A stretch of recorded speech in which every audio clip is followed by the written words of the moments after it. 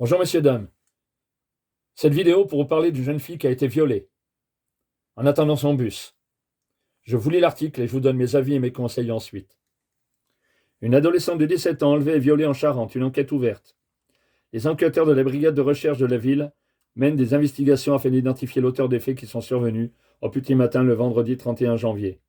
Une enquête de flagrance a été ouverte suite aux faits d'enlèvement et de viol dont est victime une jeune adolescente de 17 ans le vendredi 31 janvier matin à Nersac, Charente. Les investigations en cours. Les enquêteurs de la brigade de recherche de la ville mènent des investigations afin d'identifier l'auteur. Cette dernière précise, la magistrate bien évidemment, être en lien avec la maire de la ville, notamment pour communiquer si nécessaire des informations relatives à d'éventuelles mesures particulières de surveillance ou de prise en charge dans sa commune. Selon la Charente Libre, l'adolescente de 17 ans a été enlevée sur le chemin pour aller prendre son bus avant d'être violée dans un bois en allant prendre son bus. Inadmissible. Cette horreur, cette violence sur les enfants, sur les adolescents, des atteintes sexuelles, des agressions sexuelles, des viols, des enlèvements, des séquestrations, de plus en plus récurrents, quasi quotidiens, en Europe, en France. Les médias commencent à le dénoncer, les politiques aussi. Dans les cours de justice, c'est récurrent. Croyez-moi, j'étais fonctionnaire de police. Avant d'être agent de sécurité, j'ai été également militaire, donc j'ai été chargé d'enquête. J'ai été sur le terrain, dans les familles. C'est l'horreur. Ces traumatismes que ces enfants et ces adolescents subissent tout au long de leur vie. Les difficultés ensuite dans leur relationnel avec les adultes, avec les autres ados, avec les autres enfants. La confiance n'est plus établie. Donc les drames, les traumatismes psychologiques, toute leur vie, sans compter les atteintes physiques, sexuelles. Comment vont-ils faire pour s'intégrer dans leur amour avec leurs semblables? Comment vont-ils faire pour faire confiance à leurs semblables? Cette jeune fille de 17 ans, elle ne s'attendait pas à être enlevée, à être violée par voire un ou plusieurs individus. L'enquête le déterminera. J'espère qu'ils vont trouver les coupables. Je vous en conjure, vous voyez, ces affaires sexuelles sont récurrentes. Vous avez les pédophiles sur Internet qui se retranchent également. La criminalité en tout genre, qui se retranchent derrière leur téléphone, derrière leur écran, avec la technologie mise à leur disposition, pour sévir, pour organiser leurs crimes, atteindre nos enfants, nos adolescents. Je vous en conjure. Protégez-les, surveillez-les. Surveillez toute communication téléphonique. Surveillez les échanges sur les réseaux, sur Internet. N'hésitez pas à mettre les contrôles parentaux. Je sais, vos enfants, vos adolescents n'aiment pas cette surveillance. Vous risquez d'avoir des conflits au sein de votre famille, parents-enfants. Mais n'écoutez pas. Ne les écoutez pas. Vous mettez en danger leur vie. Essayez de leur faire comprendre que c'est pour leur bien, pour leur sécurité. Donc soyez vigilants. Justement, ces technologies cachent une grande criminalité. Des personnes qui n'ont que faire de la nature humaine, très souvent. Pareil, essayez de déterminer, quand ils sortent du domicile, où ils se rendent. Géolocalisez-les avec le téléphone portable ou avec les appareils mis à disposition aujourd'hui dans la technologie. Vous avez les médias qui vous informent là-dessus. Vous avez Internet justement pour aller voir. Vous avez des appareils discrets qui peuvent vous donner justement la position de votre enfant. N'hésitez pas aussi à leur demander où ils se rendent. N'hésitez pas aussi à leur dire à quelle heure ils doivent rentrer. Je sais, vous rentrez encore dans le conflit de la surveillance des ados et des enfants par les parents. Mais n'écoutez pas. Respectez-les, essayez de leur faire comprendre que c'est pour leur bien, leur sécurité. Sans bien sûr les traumatiser avec des paroles adaptées, des comportements adaptés par rapport à leur jeune enfance, à leur adolescence. Je vous dis attention, surveillez-les. De même, quand vous êtes sur la voie publique, dans la rue, tenez bien vos enfants par la main. Attention dans les lieux publics pour les adolescents et les enfants. Ne les laissez pas seuls. Les concerts, les magasins. J'ai trop vu, j'ai été fonctionnaire de police et agent de sécurité, j'ai trop vu sur les sites, les lieux publics, les magasins, tout ce que j'ai pu contrôler ou surveiller.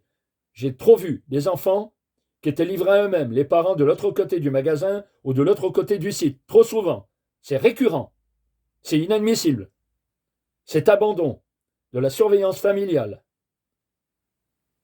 Je vous donne un exemple. Mon père, moi, quand je sortais adolescent, 16-17 ans, il m'attendait. Il attendait que je rentre. Il me demandait où je me trouvais. Je lui disais. J'étais pas trop content, mais je lui disais. Donc n'hésitez pas à gérer les conflits avec vos enfants, vos adolescents, pour savoir où ils se trouvent, ce qu'ils font.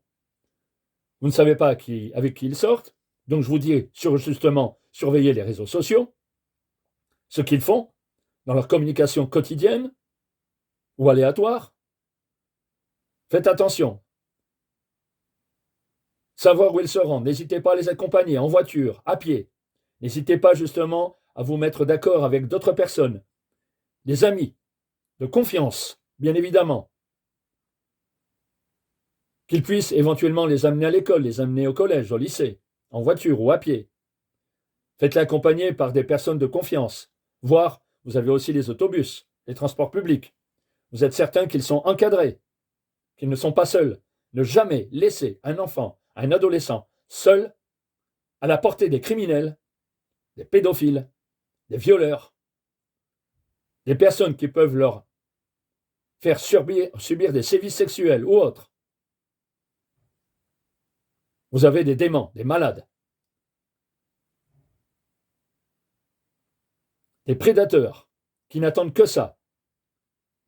Attention aussi à la mise en confiance dans votre milieu familial, autour de vous, dans vos amis. Attention, la mise en confiance est récurrente dans la prédation sexuelle, dans les personnes qui veulent justement soumettre des adolescents et des enfants à leurs fantasmes sexuels. La confiance, ils établissent une confiance, voire sur de longues années, voire sur des mois, voire des semaines, pour justement que les adolescents ne se méfient pas. Soyez très prudents, parents. Soyez vigilants, en tout et pour tout. Vous avez la responsabilité de vos enfants. Vous voulez qu'ils réussissent. Vous voulez qu'ils soient épanouis. Ils ne seront pas épanouis si vous les laissez à la merci des prédateurs sexuels ou des criminels. Attention aussi, je vous dis, entre adolescents et d'adolescents vers les enfants. Vous avez aussi des actes, des sévices sexuels, des prédations sexuelles, des enfants, des adolescents, quel que soit le milieu, l'environnement, qui s'en prennent aussi à des adolescents, à des enfants.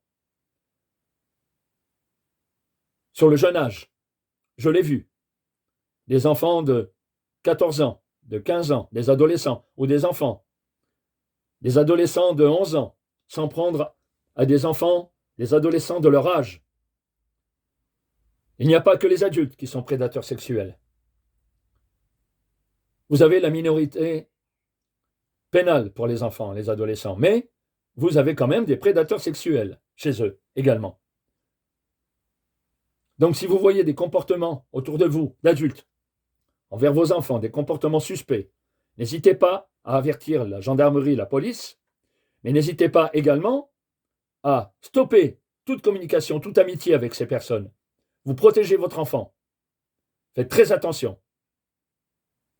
Donc je vous dis, là où ils se trouvent, là où ils vont, à l'heure qu'ils rentrent, à l'heure qu'ils partent, faites une surveillance, ou alors une surveillance discrète. Mais assurez-vous que vous sachiez où ils se trouvent. Attention. Vous éviterez des drames sur la pérennité de leur vie, la vôtre, le milieu familial. Imaginez, vous avez envie de pleurer pour des enfants justement qui seront atteints psychologiquement d'un traumatisme sérieux, d'atteinte physique, de sévices physiques, toute leur vie, qui auront des séquelles physiques et psychologiques. Voilà ce que vous aurez. Des enfants avec un handicap psychologique très fort, car vous n'aurez pas assuré une surveillance et vous n'aurez pas été des parents exemplaires. Je vous remercie de m'avoir écouté. N'oubliez pas ce que je vous ai dit concernant les enfants et les adolescents. N'oubliez pas d'aller sur ma chaîne YouTube, sécuconseil.com. Et n'oubliez pas d'aller sur notre site sécuconseil.com, entre autres sur le cambriolage. Un cambriolage tous les 2 mois, tous les 2 minutes, excusez-moi.